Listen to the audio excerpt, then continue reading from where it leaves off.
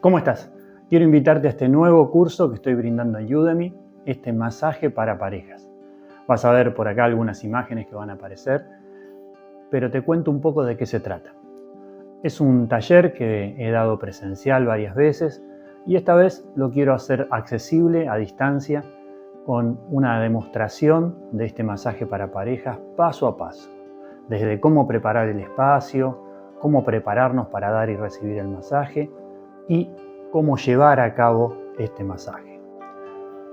Es una mezcla de técnicas donde combino técnicas provenientes del masaje tántrico, la bioenergética, el masaje sensorial, y la idea es compartirlo con vos para que puedas disfrutar de un nuevo espacio de encuentro con tu pareja, una nueva forma de comunicarte, una nueva forma de transmitir amor a través de las manos.